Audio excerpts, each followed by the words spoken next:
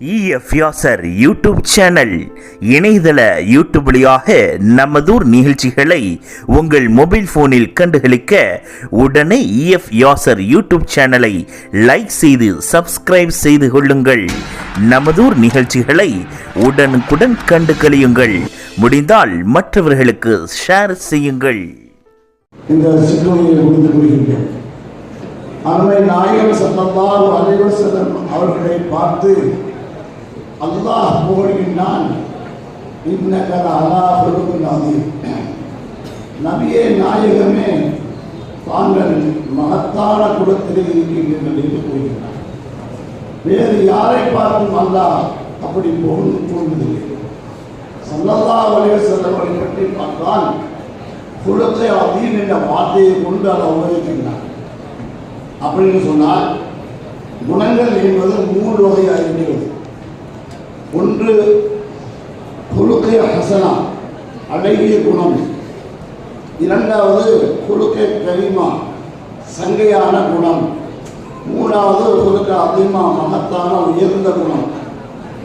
இந்த 3 குணத்தில் உயர்ந்த குணத்திற்கு சொந்தக்காரனாகிய நபியே, நீங்கள் மாபெரும் குணத்தில் இருக்கின்றதாக அல்லாஹ் கூறுகிறான். சொன்னால் ஸல்லல்லாஹு அலைஹி வஸல்லம் கூறுகின்றார்கள், இன்னமா புஇத்து பரமக்கல் அஹ்லாக். நான் உங்களிடத்திலே சங்கியான குணத்தை பரிபூர்ணமாக்குவதற்காக வேண்டி நான் அனுப்பட்டு உள்ளேன் என்பதற்காக வேண்டி ஸல்லல்லாஹு கூறுகிறார்கள். நம்மிடத்தில் கொடுப்பது சங்கியான குணம். ஆனால் அந்த அருமை நாயகம் ஸல்லல்லாஹு போது அழகிய உயர்ந்த குணம் என்று கூறப்பட்டிருக்கிறது. அல்லாஹ்வே ஸல்லல்லாஹு அலைஹி புகழ்ந்து கூறும்பொழுது நாம் ஏன் ரசூலுல்லாஹ்வை புகழக்கூடாது? அந்த புகழுக்குரிய நேரம்தான், காலம்தான் இந்த போன்ற மீளா விழாக்கள். ஸல்லல்லாஹு அலைஹி வஸல்லம் அவர்கள் மீது உண்டான பிரியத்தை வெளிக்காட்டுவதற்கு 4 வகையாக பிரிக்கின்றார்கள். ஒன்று, நாம் மாதியகுன் நபி ஸல்லல்லாஹு அலைஹி வஸல்லம் அவர்களை நாம் புகழ் படிக்கின்றோம். மௌலூதுன் ஷரீஃபின் மூலமாக, அருமையான இறை கீதத்தின் மூலமாக, இன்னும் ஒவ்வொருத்தரும் தன்னுடைய பாசையிலே அவர்களை ஸல்லல்லாஹு அலைஹி வஸல்லம் புகழை வெளிப்படுத்துகின்றார்கள். இப்படி ஒரு மனிதன் ஸல்லல்லாஹு அலைஹி வஸல்லம் புகழ புகழ புகழ புகழ அவருடைய அந்த உச்சகட்டத்தில் சென்றதுக்கு பின்னால் அவன் மாறக்கூடிய ஒரு நிலை ஏற்படுகிறது. எங்கெல்லாம் ஸல்லல்லாஹு அலைஹி பேரை கேட்டு அவன் ஸலவாத் சொல்கின்றானோ, எங்கெல்லாம் ஸல்லல்லாஹு மீது புகழ் பாடுகின்றானோ, எங்கெல்லாம் ஸல்லல்லாஹுடைய சிறப்புகளை பேசுகின்றாரோ, எங்கெல்லாம் ஸல்லல்லாஹுடைய சுன்னத்துகளை சொல்லிக் கொண்டிருக்கிறாரோ, அப்படி சொல்ல சொல்ல அவர் மாறக்கூடிய ஒரு நிலை. மாதியுன் நபியாக இருக்கக்கூடிய ஒருவர் ஆஷிக்குன் நபியாக மாறுகிறார். ஸல்லல்லாஹுடைய இஷ்டத்தை வெளிப்படுத்தக்கூடியதாகிறார். ஸல்லல்லாஹுடைய இஷ்டத்தை வெளிப்படுத்தினால் என்ன நடக்கும் என்பதை நாம் பார்க்கும் பொழுது அல்லாஹ் அக்பர், அதை நம்மளால் சொல்லி முடிக்க முடியாது. ஒரு மனிதன் ஸலவாத் சொல்ல சொல்ல அந்த இஷ்டத்து வேகமாக அவன் துள்ளி குதித்து கூட ஸலவாத் சொல்லலாம். அல்லது ஒரு சபையில எழுந்து கூட ஸலவாத் சொல்லலாம். அல்லது அவன் ஸலவாத்துடைய பார்த்து பிறகு ஸலவாத் சொல்லக்கூடிய ஒரு சூழ்நிலை ஏற்படுத்தலாம். இப்படி பல வகைகளை அதனால் சொல்லி காட்டுகிறார். ஒரு மனிதன், ஒரு தாபி, அப்துரஹீம் ரஹ்மத்துல்லாஹி அலைஹி ஸல்லல்லாஹு அலைஹி அழகான அற்புதமான அவருடைய புகழ புகழ அவர்களுக்கு ஸல்லல்லாஹுடைய இஷ்டி ஏற்பட்டு எங்கெல்லாம் ஸல்லல்லாஹுடைய பேரை கேட்டாரோ அப்ப எல்லாம் அவர்கள் துள்ளி குதித்து ஸலவாத் சொல்லக்கூடிய ஒரு உயர்ந்த உலகத்துக்கு சொந்தக்காரராகிவிட்டார். அதை பார்த்து மற்றவர்கள் எல்லாம் ஸலவாத் சொல்ல ஆரம்பித்து விட்டார்கள். இப்படி அவர் ஸலவாத் சொல்ல சொல்ல அந்த இஷ்டத்திலே மூழ்கி போன அவர் ஒரு நாள் ஸல்லல்லாஹுடைய ரௌதாவை பார்ப்பதற்காக வேண்டி நேரடியாக சிலவர்களை புறப்பட்டு வருகின்றார். ஸல்லல்லாஹு அலைஹி வஸல்லம் அவர்கள் அந்த ஊர் காவலாளர்களை சொல்லி, என் மீது அளவு கடந்த பிரிய வைத்தவர், என்னை அதிகமாக போலக்கூடியவர், என் மீது அதிகமாக ஸலவாத் ஓதக்கூடியவர், என்னை பார்த்து வருகின்றார், அவரை உள்ளே விடாதீர்கள் என்று சொல்லிவிட்டார். இவருக்கு ஒன்றும் புரியவில்லை. ஸல்லல்லாஹு அலைஹி வஸல்லம் சொல்வதை அப்படி செய்வதால் ஒரு நல்லவருடைய அடையாளம். ஒரு விஷயம் சொல்லிவிட்டால் ஏன் இதற்கு என்று கேள்வி கேட்கக்கூடாது, சொன்னதை அப்படியே செய்ய வேண்டும். இதுதான் ஒரு நல்ல மனிதருடைய அடையாளம். இதுதான் ஒரு செயலுக்கு ஒரு முடிவு செய்யக்கூடிய கடமைகள் ஒன்று. ஆனால் பாடத்தில் உஸ்தாதுடன் வந்தால் அங்கு கேள்வி கேட்டால் விளக்கம் கிடைக்கும். ஷேகுடைய சபையிலே கேள்வி கேட்காமல் இருந்தால் விளக்கம் கிடைக்கும். இதுதான் நடைமுறை. அந்த அடிப்படையிலே அந்த காவலாளி ஒன்றும் கேட்கவில்லை. பேசாமல் அவர்கள் வெளியே வந்தால் அப்துலின் முறி என்பதால் சத்தம் போட்டு கேட்டால் நான் தான் என்பதாக வேகமாக வந்தால் அவரை பார்க்கிறார்கள். உனக்கு உள்ளே செல்வதற்கு அனுமதி இல்லை, வெளியே போட்டான். ஏன் எதற்கு என்று கேட்டார். அதற்கெல்லாம் நான் பதில் சொல்ல தயாராக இல்லை, வெளியே போ அப்படின்னு சொல்லிவிட்டான். வேறு வழி இல்லாமல் ஊருக்கு திரும்பி சென்று விட்டார்கள். ஸல்லல்லாஹுடைய மீது அளவுகிழந்த பாசம் இன்று அதிகமாகிட்டே போகிறது.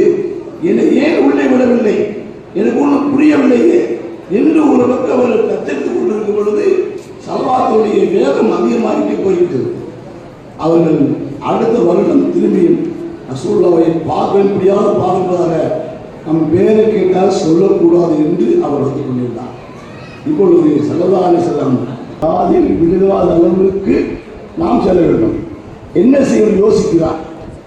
ஒட்டக தொட்டிக்கு உள்ளே உண்டான புற்களுக்கு உள்ளே புகுந்து அவர் சத்தமோடு ஸலவாத் சொல்லார்கள், காதில் விழுகாது என்று நினைத்து இவர் புறப்பட்டு வருகின்றார். இப்பொழுது காவலாவுடைய கடவுளை ரசூலுல்லாஹ் சொல்கிறார்கள், அவர் பேரை கேட்டாலும் சொல்ல மாட்டார், என் மீது ஸலவாத் சொல்ல கால் விடாது.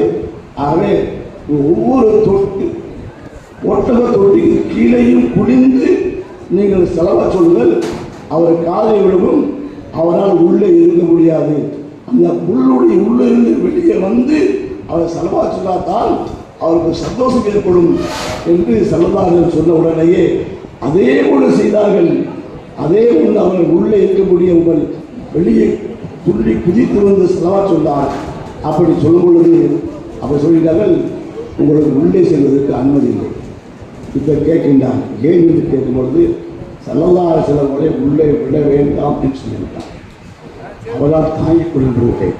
என்னை சொன்னார்களா, நானா அல்லாஹ் அக்பர் அந்த விழுந்து நான் பாச வச்சிருக்கிறேனே, என்னையுமா சொன்னார்கள்படி அப்படின்னு கேட்டார். இப்பொழுது முடிவு செய்து விட்டார், நான் உள்ளே போகாமல் நான் திரும்பி போக மாட்டேன். ஒரு முடிவு செய்தார். வாசலே உட்கார்ந்தார். ஸலவாத் ஓதிக்கொண்டே இருந்தார். இதனால் உண்ணவில்லை, குடிக்கவில்லை, தூங்கவில்லை. இரவு பகலாக அவர் ஸலவாத் சொல்லிக்கொண்டே இருந்தார். சொல்ல கொஞ்ச நாள் ஆனது, தானாகவே அவர் உயிர் போய்விட்டது.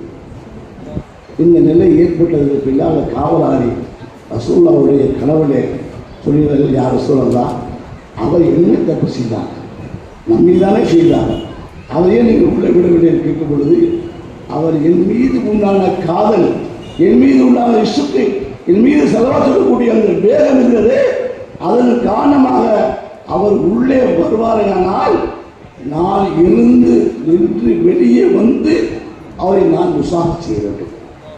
அப்படித்தான் அவருக்கு நான் செய்யக்கூடிய மரியாதை. ஆனால் அப்படி செய்தால் மக்களுக்கு மத்தியிலே குழப்பம் ஏற்பட்டு என்பதற்காகத்தான் அவரை உள்ளே விடாது என்று சொன்னேன். இப்பொழுது பாருங்கள், என் பக்கத்தில் உட்கார்ந்து சிரித்துக் கொண்டே உட்கார்ந்திருக்கின்றார். அந்த காவலரை பார்க்கின்றார், ரசூலுல்லாஹ் பக்கத்தில் உட்கார்ந்திருக்கின்றார்.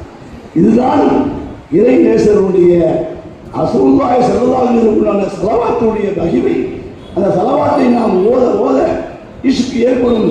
இஷ்க் ஏற்பட்டால் அதற்கு அடுத்தது என்ன உணவும், தாபிஉன் நபி ஸல்லல்லாஹு அலைஹி வஸல்லம் பின்தொடரக்கூடிய ஒரு நல்ல மனிதனாக, சுன்னத்துக்களை பேணக்கூடியவராக நாம் ஆகிவிடுவோம். ஆனால் அந்த நிலை நம்மகிட்ட இருக்கிறதா என்று கேட்டால் அதை கேள்விக்குறிதான். ரசூலுல்லாஹை புகழ்கின்றோம், மதல் செய்கின்றோம், இஷ்க் வெளிப்படுத்துகின்றோம். ஆனால் அவருடைய சுன்னத்தை நாம் பெறுகின்றோமா? இந்த மூணாம் நிலை வரும் பொழுது தாபின் நபியாக மாறுவோம். தாபின் நபியாக மாற அதுக்கு அடுத்ததாக சொல்லப்படுகிறது, தாகிரும் நபியாக மாறுகிறோம். ரசூலுல்லாஹோடு இறந்தவ கலந்தவர்களாக நாம் வேறு ரசூலுல்லாஹ் வேறு இந்த நிலை இல்லாத அளவுக்கு அவன் மாறிவிடுகின்றான். இதுதான் பனாஃபில் ரசூல் சொல்லப்படுகிறது. இந்த ஃபனாபி ரசூல் வருவதற்கு இந்த 3 இடங்களையும் தாண்டி வர வேண்டும். அதற்கு மத்தியிலே ஷேகுக்கு கட்டுப்பட வேண்டும், அது சொல்வதை அமல் செய்ய வேண்டும், மீன் செலவாக ஓதணும். எல்லாம் செய்யும் பொழுது ஒரு மாற்றத்தை அல்லாஹ் பிடிக்கின்றான். எல்லாம் வல்ல அல்லாஹ் நம் அனைவருக்கும் அந்த ஸல்லல்லாஹு மீது அனுகொண்ட பாசம் வைக்கக்கூடியவர்களாகவும் ஸலவாத் அதிகமாக ஓதக்கூடியவர்களாகவும் அவர்களுடைய மஹப்பத்தை பெற்ற நல்ல மனிதர்களாக நாம் ரசூலுல்லாஹ்வுடைய மஹப்பத்தை பெற்றதற்கு காரணத்தினால் நம்மீது யார் பெரியவர்களாரோ அவர்களுக்கும் அந்த பாசத்தை அல்லாஹ் கொடுக்க என்பதற்காக வேண்டி சொல்லி என்னுடைய வார்த்தையை உறுதி கொள்கிறேன். அஸ்ஸலாமு அலைக்கும் வரஹ்மத்துல்லாஹி வபரகாத்துஹு.